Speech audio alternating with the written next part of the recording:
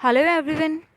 आज हम fourth class के एनवायरमेंटल स्टडीज़ में sub topic lesson number 1 going to school पढ़ेंगे। So students, today we will going to learn about environmental studies, and in which our first chapter is going to school. So today we are going to learn about going to school, and our first question is, name any 4 transport that are used in your area to reach school. यानी कि हमें क्या पूछा गया है, name any 4 means of transport, यानी कि हमें परिवहन के 4 ऐसे साधन बताने हैं जिनका यूज़ किया जाता है आपके एरिया में स्कूल तक जाने में। तो मैंने यहाँ पे क्या लिखा है, to reach our school we use school bus, rickshaw, bicycle and scooter. यानी कि हम स्कूल तक पहुंचने के लिए किन 4 साधनों का यूज़ करते हैं परिवहन के, हमारी school bus, second is are rickshaw, then bicycle यानी कि साइकिल, और स्कूटर का। So our first answer is to reach our school we use school bus, rickshaw, bicycle and scooter. Now students, let's move on to our second question, and that is identify the pictures and name them. यानी कि हमें यहाँ पे कुछ pictures दी गई हैं, हमें उन पिक्चर्स को आइडेंटिफाई करना है और उनका नाम बताना है। So as you can see there is a picture over here in which you can see lots of water and there is a boat kind of thing. यानी कि ये जो है पानी में एक नाव जैसी कुछ दिखाई दे रही है। तो स्टूडेंट्स, इसे क्या कहते हैं, वल्लम। ये जो बोट है ये केरला में मिलती है। आपने अगर देखी होंगी ये बोट, आपने केरल में ये जो बोट है ये काफ़ी फेमस है। वहाँ पे इसकी बोट एक क्या कहते हैं बोट रेस भी होती है, और इस बोट का नाम क्या है, वल्लम है। तो ये बोट केरल में यूज़ होती है और इसका नाम है वल्लम।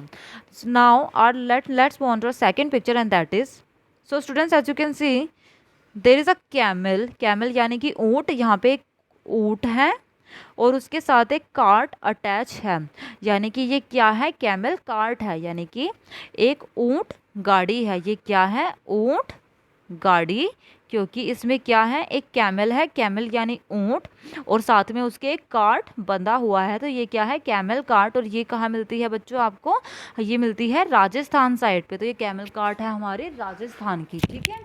Now let's move on to a third question, that is match the states with specific means of transport used there। यानी कि हमें यहाँ पे कुछ स्टेट्स के नेम दिए हैं, जैसे कि राजस्थान, लद्दाख, गुजरात और असम। हमें क्या करना है, उनके नाम के साथ वहाँ के यानी कि हर स्टेट के जो स्पेसिफिक मीन्स ऑफ ट्रांसपोर्ट है, एक जो वहाँ का एक स्पेशल एक अलग से जो ट्रांसपोर्ट का साधन यूज़ किया जाता है उनको पहचानना है, उसको मैच करना है। जैसे कि राजस्थान, तो बच्चों राजस्थान का स्पेसिफिक मीन्स ऑफ ट्रांसपोर्ट है कैमल कार्ट, जो अभी अपने जिसका पिक्चर भी देखा था, कैमल कार्ट। तो ये जो कैमल कार्ट है ये राजस्थान में मिलती है। तो अगर आप राजस्थान जाएंगे तो हमें वहाँ पे ये ऊंट गाड़ी या कैमल कार्ट देखने को मिलेगी। तो ये कैमल कार्ट कहाँ का स्पेसिफिक मीन्स ऑफ ट्रांसपोर्ट हो गया, राजस्थान का। इसलिए हमने क्या किया, राजस्थान के साथ कैमल कार्ट को मैच कर दिया। नाउ और next state is Ladakh. So students, Ladakh में हमें देखने को मिलती है ट्रॉली। तो हमने क्या किया, लद्दाख के साथ ट्रॉली को मैच कर दिया। ट्रॉली का यूज़ बच्चों नदियों को पार करने के लिए किया जाता है। जब आपको कहीं नदी के पार जाना होता है और आपके पास साधन नहीं होते, कोई बोट नहीं है, तो आप ट्रॉली का यूज़ करते हैं। इसमें क्या होता है, एक लोहे की रस्सी होती है, लोहे की रस्सी होती है जो किन्हीं 2 पेड़ों की सहायता या किन्हीं 2 भारी पत्थरों पर बंधी होती है, और उसमें एक ट्रॉली लटकी होती है, और फिर जो लोग हैं एक जगह से दूसरी जगह पर इस ट्रॉली के थ्रू जा सकते हैं। सो लद्दाख का स्पेसिफिक मीन ऑफ ट्रांसपोर्ट क्या हो गया, ट्रॉली। थर्ड है गुजरात। थर्ड स्टेट या सी स्टेट हमें दिया गया है गुजरात, और गुजरात में बच्चों जुगाड़ व्हीकल्स काफ़ी देखने को मिलते हैं। तो ये जुगाड़ व्हीकल्स हो गया गुजरात का। और असम, असम में देखने को मिलते हैं बैम्बू ब्रिज। तो बच्चों ये असम में पानी है, नदियां हैं, तो वहाँ बच्चों को या लोगों को जो है बच्चों को स्कूल जाने के लिए या लोगों को नदी पार करने के लिए बैम्बू ब्रिजेस का यूज़ करना पड़ता है। बैम्बू इज़ अ वुड, और उस बैम्बू वुड से वहाँ पे ब्रिज बनाए गए हैं और उन्हीं को पार कर करके लोग नदियों को पार करते हैं, या पानी है कहीं पे बीच में बहुत सारा, तो उसको पार करने के लिए बैम्बू ब्रिज का यूज़ करते हैं। So students, as you can see, हमने अपने सारे स्टेट्स के साथ उनके स्पेसिफिक मीन ऑफ ट्रांसपोर्ट हमने मैच कर दिए। जैसे राजस्थान के साथ हमने मैच किया कैमल कार्ट, क्योंकि राजस्थान का स्पेसिफिक मीन ऑफ ट्रांसपोर्ट है कैमल कार्ट। लद्दाख का है ट्रॉली, गुजरात का है जुगाड़ व्हीकल्स, और असम का बैम्बू ब्रिज। ठीक है, now let's move on to a fourth question, that is why children from different areas use different means of transport to reach school. यानी कि हमसे इसमें पूछा गया है कि अलग अलग क्षेत्र के बच्चों को स्कूल जाने के लिए अलग अलग साधनों का यूज़ क्यों करना पड़ता है। जैसे बच्चों, कुछ बच्चे स्कूल जाने के लिए सिंपल साइकिल से चले जाते हैं, या बस स्कूटर से चले जाते हैं, स्कूल बस आती है उनसे डायरेक्ट अपने स्कूल बड़े आराम से पहुंच सकते हैं। कि नहीं कि स्कूल पास होते हैं तो कोई पैदल आराम से चल के चला जाता है। कुछ बच्चों के जो स्कूल हैं, जैसे कोई बच्चा पहाड़ी क्षेत्र में रह रहा है, तो हो सकता है कि उसके स्कूल और उसके घर के बीच कोई नदी पड़ती हो, तो उसे नदी को पार करने के लिए बोट का सहारा लेना हो या किसी ट्रॉली का सहारा लेना हो। किसी का स्कूल काफ़ी दूर है तो उसे काफ़ी ज़्यादा चलना पड़ेगा, क्योंकि वहाँ पे कोई मीन ऑफ ट्रांसपोर्ट है ही नहीं। तो सब बच्चों को अलग अलग मीन ऑफ ट्रांसपोर्ट हम लेने पड़ते हैं टू रीच देयर स्कूल। अब हमें बताना है कि ऐसा क्यों है। तो हमारा आंसर क्या है? चिल्ड्रन लिविंग नियर रिवर्स और lake use boat to reach their schools. Similarly, some children living in the cities or villages in plains area use bicycle or rickshaw etc. to reach their schools. Children need different means of transport based on the areas or region they live in। यानी कि इसमें क्या बोला गया है कि जैसे अगर कोई बच्चा किसी नदी के पास या किसी तालाब के पास रह रहा है, किसी झील के पास रह रहा है, तो उसे अपने स्कूल जाने के लिए उस नदी और तालाब को पार करना पड़ता है, और इसके लिए उसे क्या करना होता है? बोट का सहारा, नाव का सहारा लेना होता है। ऐसे ही अगर कोई बच्चा मैदानी इलाकों में यानी कि प्लेन एरियाज़ में रहता है, तो वहाँ पे अच्छी सड़क होगी। ठीक है, अगर अच्छी सड़क नहीं है तो वहाँ का रास्ता साफ होगा और वो आराम से रिक्शा या बाइसिकल के थ्रू अपने स्कूल पहुँच सकता है। तो अलग अलग क्षेत्र के बच्चों को ट्रांसपोर्ट के अलग अलग साधन चुनने पड़ते हैं अपने एरिया और अपने जिस क्षेत्र में वो रह रहे हैं वहाँ के हिसाब से, कि वहाँ पे कैसा सुविधाएं उन्हें मिली हुई हैं। अगर कोई बच्चा नदियों के क्षेत्र में, जहाँ पे नदी ज़्यादा है और उनको नदी पार के जाना पड़ता है, तो उसे ब्रिजेस का सहारा लेना होगा, ट्रॉलीज़ का सहारा लेना होगा, नाव का सहारा लेना होगा। किसी का स्कूल दूर है तो उसे ज़्यादा दूर जाना होगा। तो ऐसे ही सबके अलग अलग क्षेत्रों के जो सुविधाएँ हैं वहाँ की ट्रांसपोर्ट की, उसी के हिसाब से उन्हें अलग अलग मीन्स ऑफ ट्रांसपोर्ट यूज़ करने पड़ते हैं to reach their school. Now let's move on to our fifth question, that is name one environment friendly fuel used in vehicles। यानी कि हमें यहाँ पे किसी एक एनवायरनमेंट फ्रेंडली यानी कि ऐसे ईंधन का नाम बताना है जो गाड़ियों में यूज़ होता है, व्हीकल्स में यूज़ होता है। हमें किसी एक ऐसे गैस का नाम बताना है जो एनवायरनमेंट फ्रेंडली हो, यानी कि जो पर्यावरण को जो है, हमारे जो एनवायरनमेंट उसको पोल्यूटेड ना करे। So one such environment friendly fuel is CNG। CNG is compressed natural gas. So CNG gas जो है एक ऐसी गैस है जो एनवायरनमेंट फ्रेंडली है। ठीक है, so answer is compressed natural gas. Now our sixth question is who struggle more in reaching school? Children from Nether Hills or children from plains? और give reason in support of your answer. So students, हमसे यहाँ पे पूछा गया है कि northern हिल में रहने वाला या पहाड़ी इलाकों में रहने वाला बच्चा स्कूल पहुँचने में ज़्यादा स्ट्रगल करता है या मैदानी इलाकों में रहने वाला बच्चा, जो प्लेन्स में रहता है वो बच्चा स्ट्रगल करता है ज़्यादा। हमें बताना इनमें से कौन बच्चा ज़्यादा स्ट्रगल करता है और इसका रीज़न भी हमें बताना है। सो हमारा आंसर क्या है? Children from northern hills have to struggle more to reach their schools because they have to travel by boats or trolleys and many times they have to walk long distances as their schools are very far from their homes। यानी कि जो एक पहाड़ी क्षेत्र में, एक northern क्षेत्र में, नदन हिल में रहने वाला बच्चा है उसको ज़्यादा स्ट्रगल करनी पड़ती है अपने स्कूल तक पहुंचने में, क्योंकि उनको क्या है, पहाड़ी इलाकों में नदियां होती हैं काफ़ी ज़्यादा, तो the students have to travel by boat और ट्रॉलीज, और कभी कभी जो है इन बच्चों के जो स्कूल होते हैं वो काफ़ी दूर होते हैं, सो इनको काफ़ी दूर तक चलना पड़ता है। They have to walk long distances as their schools are very far from their homes. Children living in plain areas have more means of transport. जो बच्चे मैदानी इलाकों में रहते हैं, प्लेन एरियाज में रहते हैं, उनके पास ट्रांसपोर्ट के ज़्यादा साधन होते हैं comparison to the children from northern hills. यानी कि पहाड़ी इलाकों की तुलना में मैदानी क्षेत्र के इलाकों में जो बच्चे हैं उनको अपने स्कूल तक पहुंचने के लिए परिवहन के ज़्यादा साधन भी मिलते हैं। तो ये हो गया हमारा बच्चों क्वेश्चन नंबर 6, जिसमें हमसे पूछा गया था कि एक नदन हिल में रहने वाले बच्चे को ज़्यादा स्ट्रगल करनी पड़ती है या प्लेन एरियाज में रहने वाले बच्चे को ज़्यादा स्ट्रगल करनी पड़ती है अपने स्कूल तक पहुंचने में। और हमारा आंसर क्या है? Children from northern hills have to struggle more to reach their school because they have to travel by boat or trolleys। यानी कि उन्हें बोट और ट्रॉली का सहारा लेके भी स्कूल जाना पड़ता है, क्योंकि वहाँ नदियाँ ज़्यादा होती हैं, तो नदियाँ ज़्यादा होंगी तो नदी को पार करने के लिए उन्हें नाव या ट्रॉली का सहारा लेना होगा। और कभी कभी क्या है, इन बच्चों के स्कूल जो हैं काफ़ी दूर होते हैं, so they have to walk long distance as their schools are very far from their homes. ठीक है।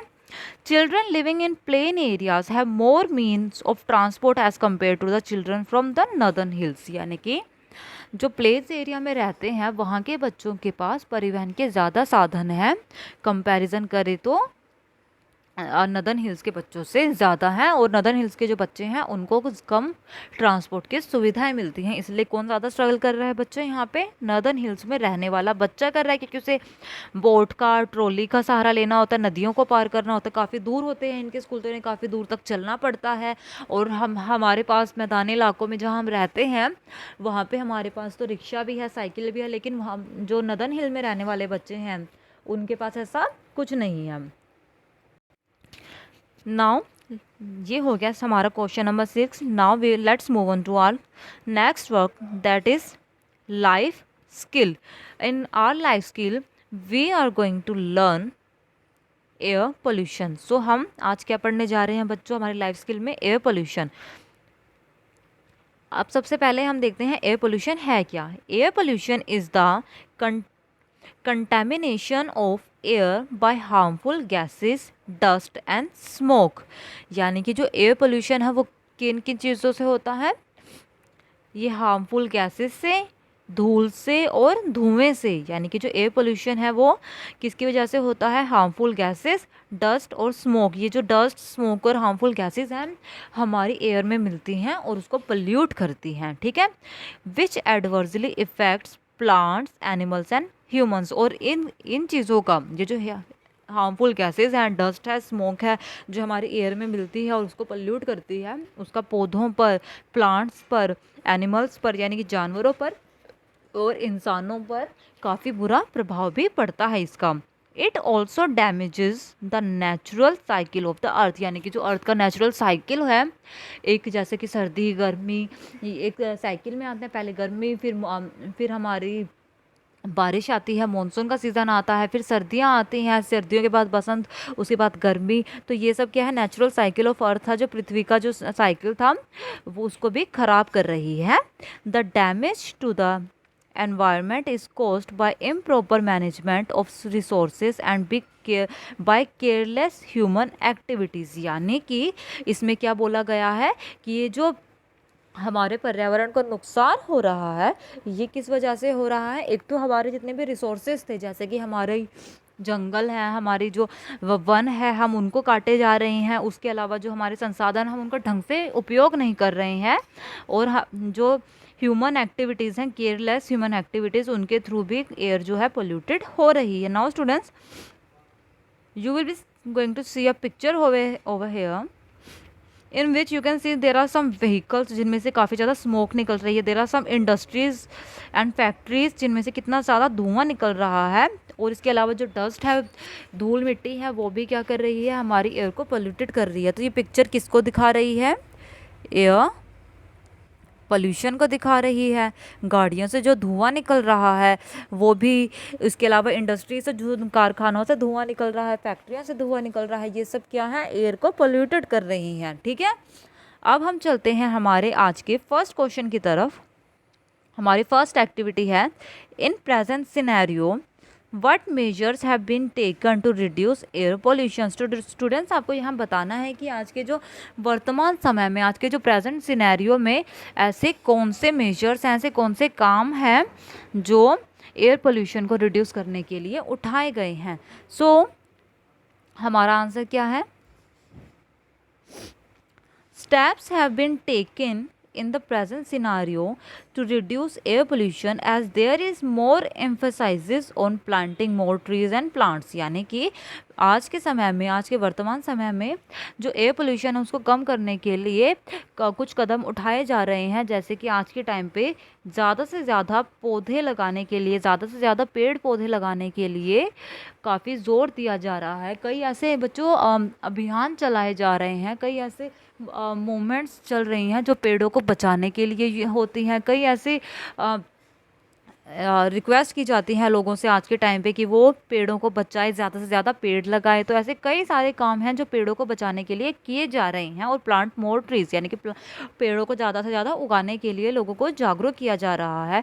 ठीक है, इसके अलावा है, efforts are being made to reduce pollution coming from vehicle as well. यानी कि गाड़ियों से जो धुआं निकलता है, व्हीकल से जो धुआं निकलता रहता है, स्मोक जो निकलती रहती है, उसको रिड्यूस करने के लिए भी, जो गाड़ियों के धुएं को रिड्यूस करने के लिए भी काफ़ी ज़्यादा एफर्ट्स किए गए हैं. जैसे कि दिल्ली में आप देख सकते हैं कि ओड इवन हर साल आता है, जिसमें एक दिन ओड नंबर की गाड़ी चलती है और एक दिन इवन नंबर की गाड़ी चलती है.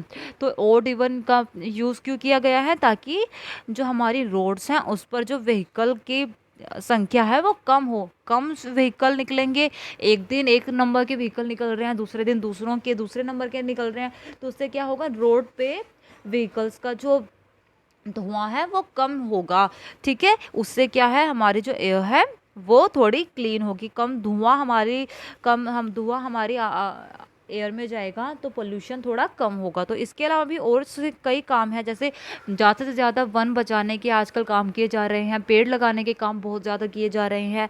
बट हमें भी ध्यान रखना है बच्चों कि हम इधर उधर कहीं पे भी ऐसे ही कूड़ा ना जलाएं, क्योंकि ये भी एक मेन कारण हो जाता है. कूड़ा जलाने से भी जो धुआं है वो हमारी एयर में जाता है, उसको पोल्यूट करता है, गंदा करता है आसपास की हवा को. तो हम कहीं पर भी कूड़ा ना जलाएं, ज़्यादा से ज़्यादा पेड़ लगाएँ. ठीक है, now second activity is grow or adopt a plant, help in its growth and nurture it. यानी कि बच्चों यहाँ पे क्या आपको एक्टिविटी दी गई है, आप सभी बच्चों को क्या करना है, या तो कोई पौधा लगाना है और उसकी देखभाल करनी है, या फिर आपके आसपास कोई पौधा है तो आपको उसे अडॉप्ट करना है. यानी कि आपको उसके देखभाल की जिम्मेदारी उठानी है और फिर उसकी ग्रोथ में उस जो पोषण उसे चाहिए उसको उन्हें देना है. ठीक है, तो सभी बच्चों को ये एक्टिविटी करनी है. स्टूडेंट्स, नाउ स्टूडेंट्स, आज की क्लास में सिर्फ इतना ही. आई होप आपको ये क्लास पसंद आई होगी. Now we will meet in our next class. Till then take care and good bye.